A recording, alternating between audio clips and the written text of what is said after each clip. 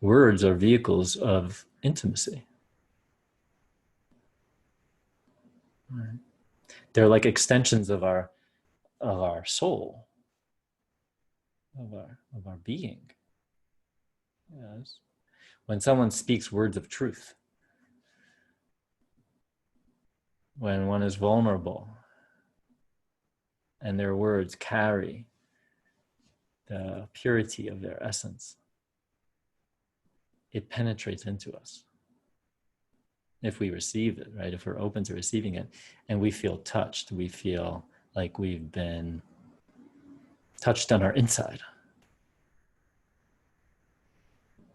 And in that, the two become one in some sense. They have become interpenetrated. So the Torah represents that principle, which is why in the ancient Hebrew tradition, the study of Torah was really, when approached correctly as a spiritual practice, is meant to be a way of becoming intimate with the divine. Because it's like God's word, where like it's the extension of the divine light expressing itself through the words, and we receive those words into us. We allow them to penetrate, and we experience the inside of the inside, which is why the event at Sinai, according to the sages, is not a historical event. I mean, maybe it was, maybe it wasn't. Who cares? The point is that the revelation of Torah is happening now, and any time we turn to the Torah and approach it in this manner, we can experience the panim bepanim, the inside and the inside. We can experience God speaking to us through the inside. And as such, any time we approach truth, which is another term that is used to describe the Torah, Torat Emet, Torah of truth, anytime words of truth are spoken, we experience God, we experience the divine, we connect to the divine, we feel it penetrate us, we feel like things are just right, like we're fulfilling our purpose of creation, like we have become vessels of light, and we can walk with the seeds with these seeds of truth that have been planted inside of us, and we carry that into the world, and we spread that seed.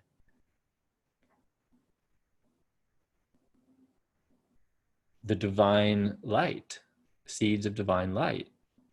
And so those seeds can grow into and blossom into flowers and nourishment and blessings for the planet. That's kind of our job of being light unto the world, unto the nations, is the spreading and the sowing of the seeds of light. And we do that through deeply opening to and receiving the light of the divine as it reveals itself to us. Now, this is a very, very profound thing. This is not a small thing. Right? The great mystics of all the traditions will have language to describe this process of opening to and receiving, being penetrated by God. And in some traditions, it's described quite explicitly, right? And overtly, even sexual language at times. It's a very somatic process, can be. So what is the path here? How do we do that? So there's a hint in the verse that I read to you earlier on, right? Or in the next verse, the beginning of the next verse, right? Because the verse says, if you remember, panim bepanim, diber Adonai imachem bahar mitoch ha'esh. So God speaks to you when the inside has become the inside, when your inside and God's inside have become one inside. That's when you hear the words of God through the midst of the fire. But then right after that, it says, again, with this contradictory phrase, Anochi omed bein Adonai v'nechem. I stand before you and the divine. Presumably in the narrative sense, it's Moses, right? But then again, remember the question. Doesn't make sense. Is it the inside of the inside? Or is Moses in between? So the mystics say, no, you're reading it wrong. They're telling you, what is it that's standing in between you and God? What stands in the way of the inside becoming the inside? It's Anochi, it's the I. Anochi omed bein Adonai v'nechem. The I stands before, is standing between you and God.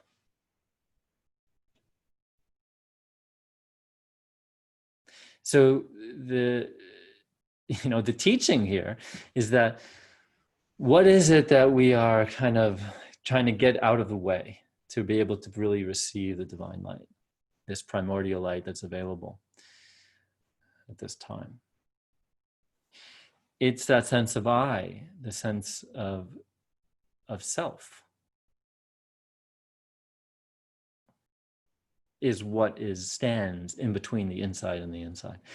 If somehow we can allow that sense of self to dissolve, then our face, which is also our inside, right? We come face to face, which is our inside and God's inside, become one. Enter into a true union. So this whole process of moving from Passover to Shavuot, of clarification and coming into wholeness. The coming into wholeness is not a coming into wholeness of a bigger sense of self. It's not a wholeness of self. It's a wholeness of being. It's like our being comes into wholeness. Our consciousness in its living truth, which is not a self-concept. It's not an identity structure. In fact, the identity structure is what is in the way of coming into the kind of wholeness that's necessary to receive the divine seed of light.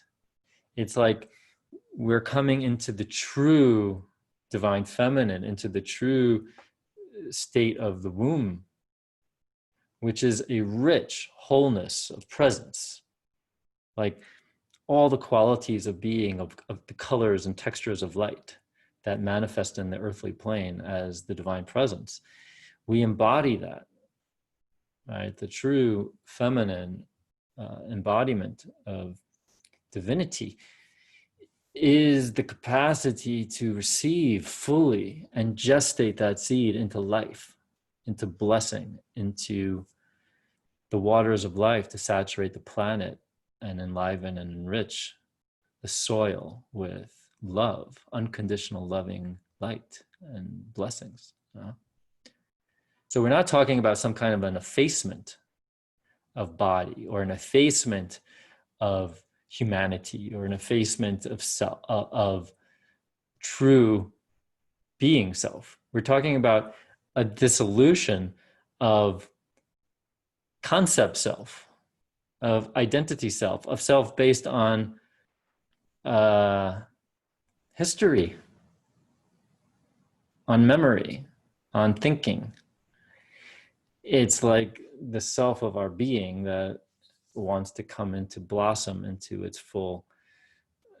fullness. And that can only happen when there is a sense of an erasure of all of our concepts of who and what we are, and a full embodiment of our natural potential of life.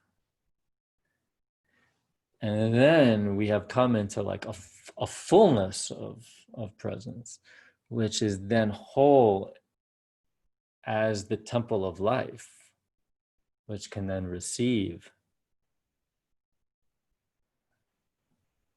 the primordial spirit, the infinite light.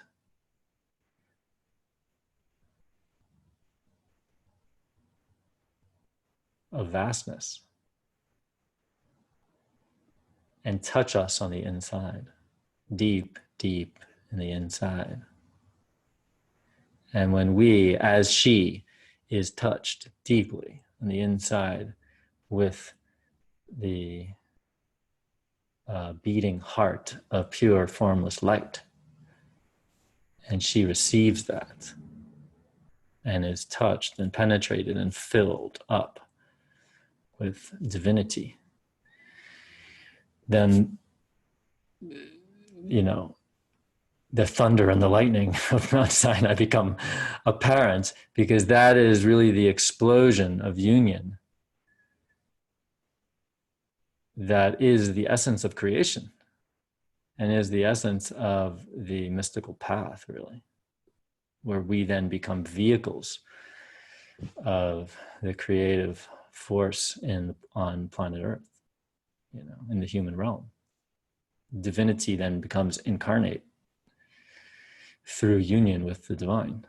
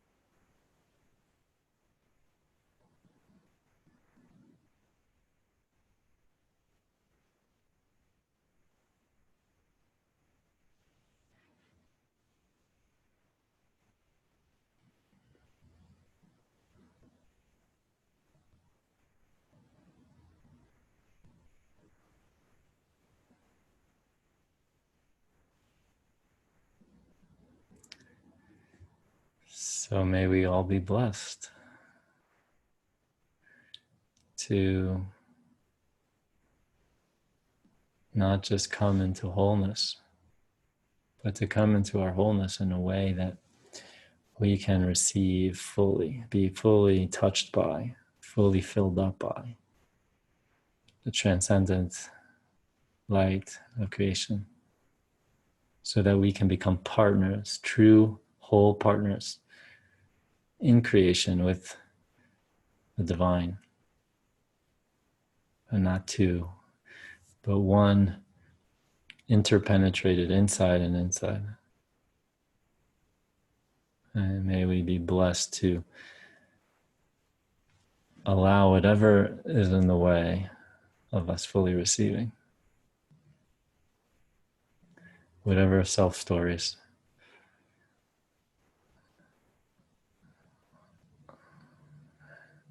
stand between us and the divine. May we be blessed to this year, this moment, to allow those parts to also be touched by and seen through by the light of being, embraced in the loving light of wholeness, so that we can become true carriers of light, true sowers of the seeds of light on this planet, and that all of humanity can taste the fruits and the blessings of being one with the divine. Thank you.